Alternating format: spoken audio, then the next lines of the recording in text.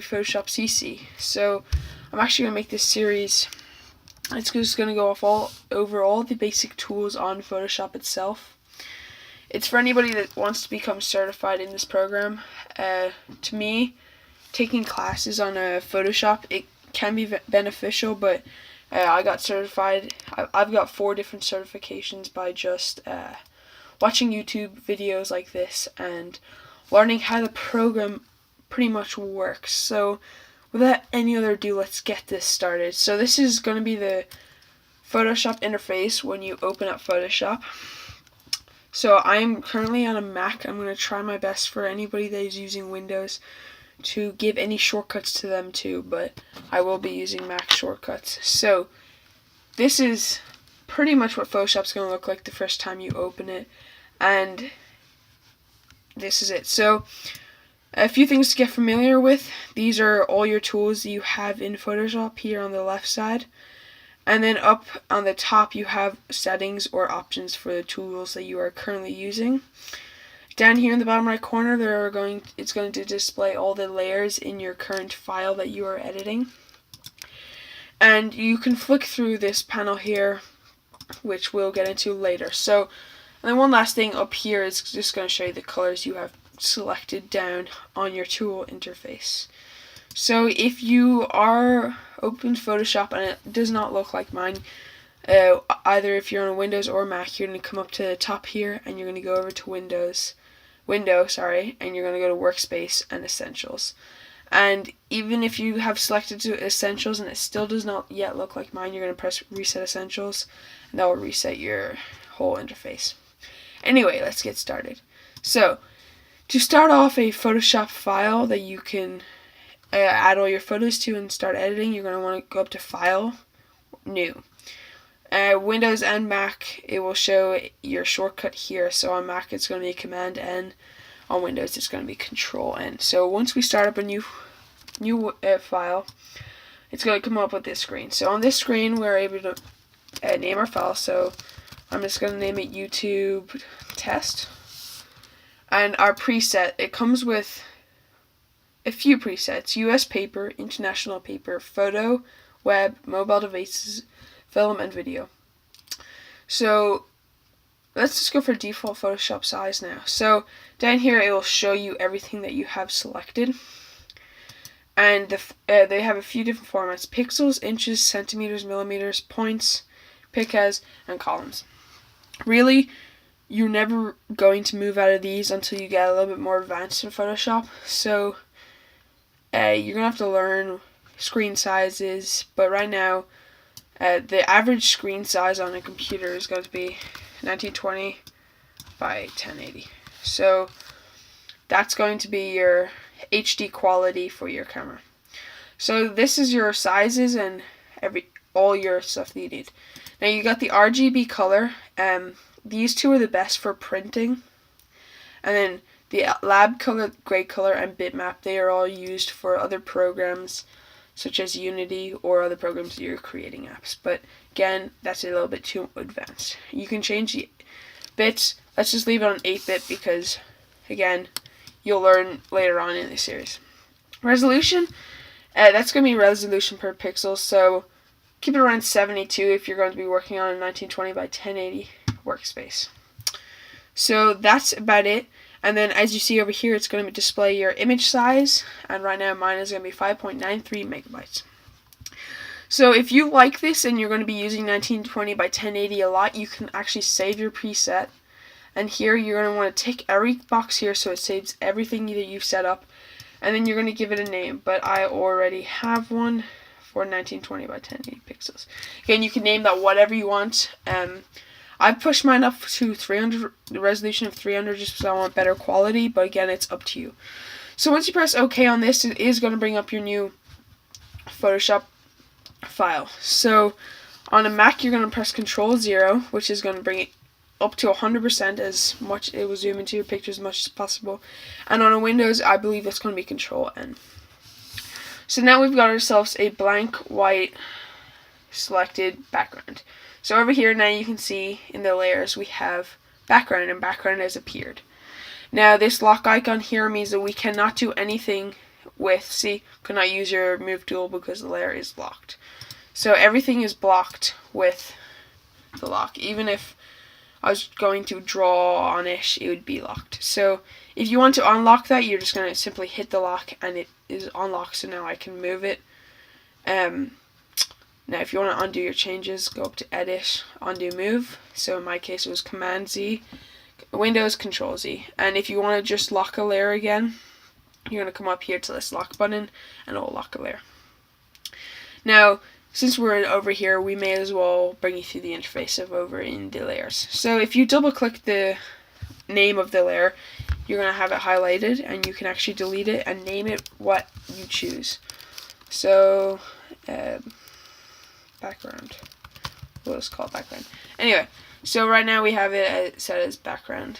Now, so we have all of these tools which we'll be covering later on. Right now, actually, I'll cover down here. So let's, so this is going to, this button here is going to delete the background you've selected. But this button is invalid because the layer is locked. Then we have the new layer button. What this is going to do is add a new layer, and it's going to be invisible for the time being. But once you add images or paint from your brush tool into the layer, you'll start seeing it. So let's hit this now and add a new layer. And you can see that a new layer came up. Now all these checker styled image here, that means that the layer is invisible and you can not in fact see it. So right now it's just invisible, so you won't see anything. Over past by the new layer, you're going to have create a new group. I like to see it as a folder. So if we were to hit this, we have a folder that we can open and close just by this arrow here. And you can tell if it's open or closed by the little image displayed on the right here. Just like layers, you can in fact change the name of this group by just double clicking and change it to whatever you desire. So once you have a folder created, you can drag items into the folder. And once you have everything in the folder, it will just display as folder. So folders are a great organization tool if you have a lot of layers. And again, you can just open that to select your layers. And to take a layer out of the folder, you're just going to drag it out. And there we go. So we're going to quickly delete this folder by going down here and hitting the trash can, which is going to delete the layer. Or we can hit backspace or delete on your computer. So let's just delete the folder for now. Now, next one. We have this, which is going to be a few different filters or edits you can make to your layer. So again, we will be going through every single one of these in our channel and our series, so you will learn to know these, but right now that's not important. So our next one over is going to be masks. That is going to make a mask out of the layer that you have selected. So again, we'll be going over that tool later. And then the last and probably one of my most favorite parts of Photoshop is the effects. So you have all your effects here that you can add to the layer, and once you begin to add the layer, it is going to open up in a new window. Yet again, we will be going through these in another video. So that's the layers done. Now we can move up here to our adjustments. Our adjustments are going to be just like down here, but down here is a bigger option. So our adjustments are quick adjustments that we can add to the photo we have selected. And what that's going to do is it's going to open a pop-out window here that we can simply close by hitting those 3 arrows.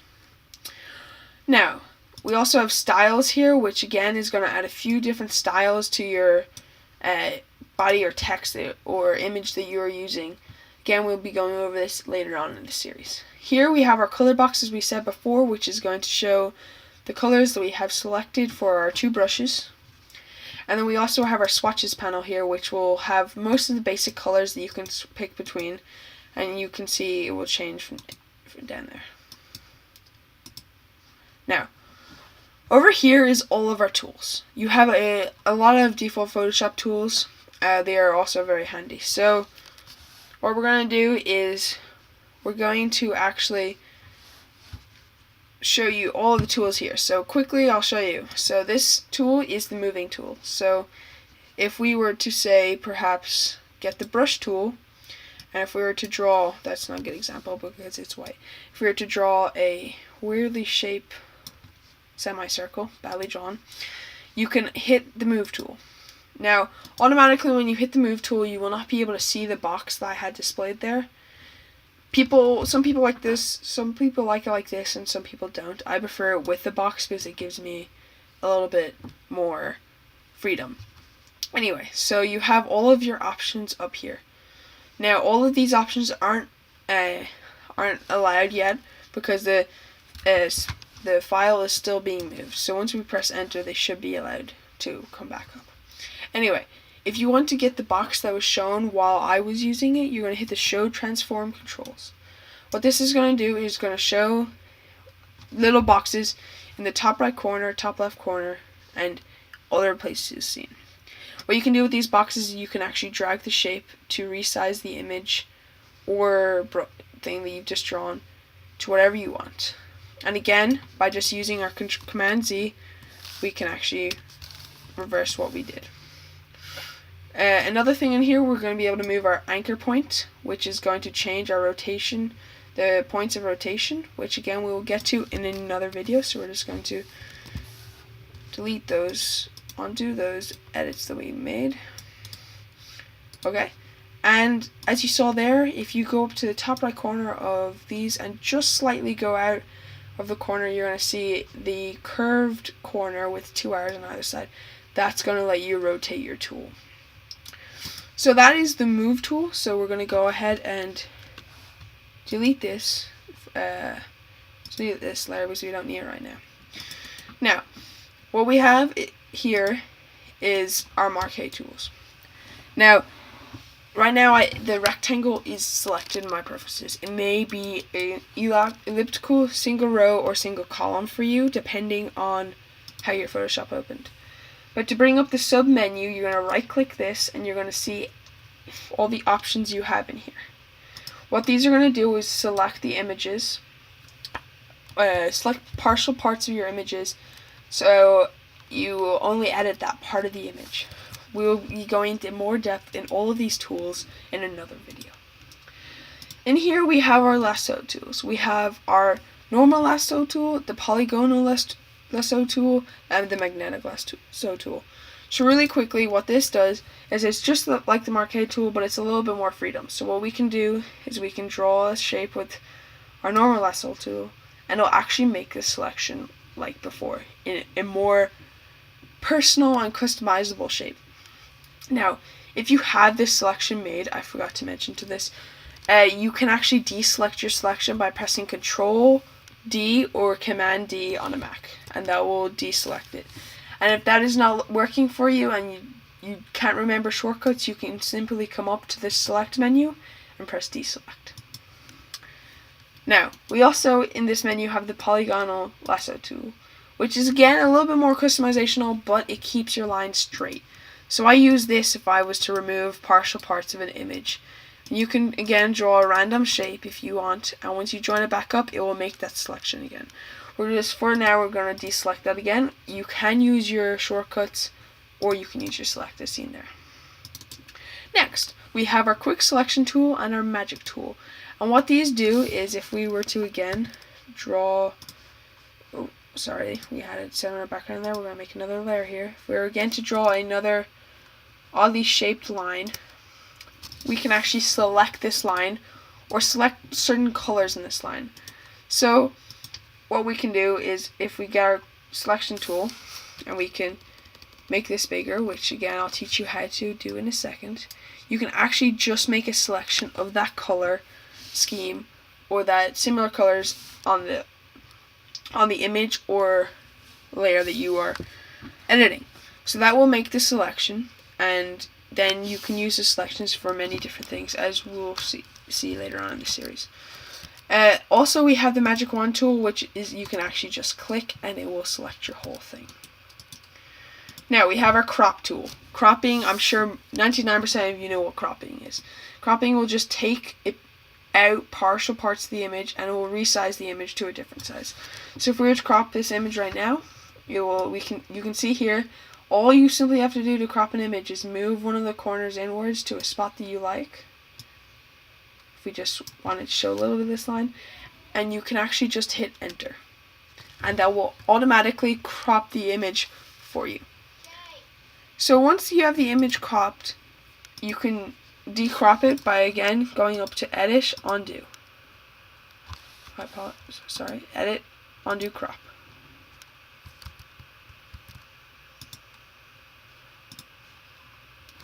And if you want to just keep it, we'll just keep it like that for now. Anyway, then we have underneath the crop tool, we have our sample tool.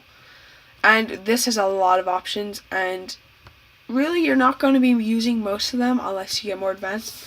So right now I'm just going to show you the normal sample tool, and what that's going to do is whatever color you pick, it is actually going to sample that color, which is going to be helpful if you're going to draw in skin tones or other colors, and you can actually just pick the color straight off your canvas instead of looking for it and guessing on what the color looks like.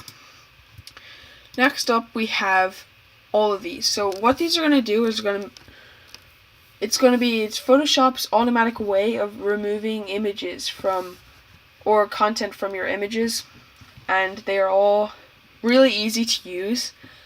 They can be very effective, or they can really mess up it because it is a Photoshop default thing and it's automatic, so there are a few errors with that. Now, then you have your brush tool. Your brush tool, again, if you right click, you have your sub menu, and all of these are different brushes. So the brush tool, the pencil tool, the color replacement tool, and the mixer brush tool. Brush tools have options from up here, and you can change your sizes. Anything that you can draw with, like your quick selection tool or your brush tool, you can change your sizes by simply coming up here and using this slidey option to change it, or you can change it by entering in a number, your desired number. There is also a hardness tool, which again will teach you in a further options. We have to keep it a little bit higher before we can lower the hardness. And Photoshop comes with a ton of presets for brushes, so you can get brushes per se like this. And we can increase the size to a reasonable size, and you can draw brushes like this and draw your leaves everywhere. Anyway, then we have our clone stamp tool. So these are just going to help you to clone parts of a image, and it will stamp them on other parts of the image. We have our history brush tool, which is going to go back to your history, and it's going to delete any edits made by your brush tool up here. Next, we have our eraser tool. We have a background eraser tool, magic eraser tool, and a normal, just plain old eraser. The eraser works just like a brush, but it's an eraser. So we can change the size by here, or you can press your bracket keys. And for those of you who don't know what a bracket key is, it's going to be located at the top of your keyboard, and the brackets are going to look like that. The bracket on the left here, the bracket that's open to the right, is going to make your brush size smaller, and the bracket on the right is going to make it larger. So if you were to see me do it now, if I'm hitting the bracket key now, and it will resize it. I'm hitting the left bracket key and it's making it smaller, and the right bracket key and it is making it larger. Then we have our gradients, our paint bucket, and our 3D material drop tool. 3D material drop tool is only if you have Adobe Photoshop CC and it came with your Photoshop 3D, which is only really runnable on a very good computer. So if you have a slow computer, I would not advise trying to run 3D Photoshop because it will become very laggy for you. Anyway, we have our gradient tool, which again we're going to be going over every single one of these tools more in depth. But simply you can drag across a gradient and it'll create a gradient for you. And for those of you who don't know gradient, it's kind of an image that starts at a specific color of your choice, and will end at another specific color, and it will show you the color scheme that it takes to get there. The paintbrush tool is used with the lasso tool or the quick selection tool. So if we were to quick select this image, and we were to go back to the paint bucket tool, and we were to come down to here, which is going to be our color switcher tool, and our color switcher tool, we can simply switch our colors, and I'll come back to that in a second. We can simply just left click and it will fill our selected area with the color that we picked. Again, we want to, every time you use your selection, you want to deselect before you do anything else to the image. So that's what the paint bucket tool does. Next, you have your sharpen, blur, and smudge tool. Your blur tool, as you can probably guess, blurs the image that you are selected. The sharpen tool will sharpen the image, which will like give it a little bit more HD quality and will make it a little bit more vivid. And the smudge tool is going to smudge it, as you could probably guess. Then we have the dodge tool, which is going to brighten parts of the image that you pick. Burn tool, which will darken. Sponge tool, which will have an effect of both. Then we have our pen tool. Our pen tool is just like our polygonal lasso tool up here where you click to draw, but it's a little bit more free. They've given you a lot of freedom in selecting. The pen tool, again, will do more in depth, but you are able to bend and simply draw more exotic shapes to create a selection. So we're just going to deselect that right now by just simply finishing it and pressing enter. Anyway, then we have our text tool. Text tools are going to be really useful for you guys who are going to be wanting to create logos or add just like a comment on a photo that you've created. So you have the horizontal text tool, which is going to write the text from left to right. The vertical, which you can obviously guess, is going to go from up to down. And then the mask tool, which is actually just going to create a mask for you, so it's going to actually be like a selection. So if I was to type in YouTube, this is actually a bad font to do it on. Again, I'll be going through all these tools, teaching you how to change fonts. It's going to make a mask over what I've selected. So that's our text tool. Then you have your path selection tool, which is actually going to move all the paths you've made with your pen tool over here. We're coming to the end, so these tools you're not going to be using as much. You are going to have your shape tool.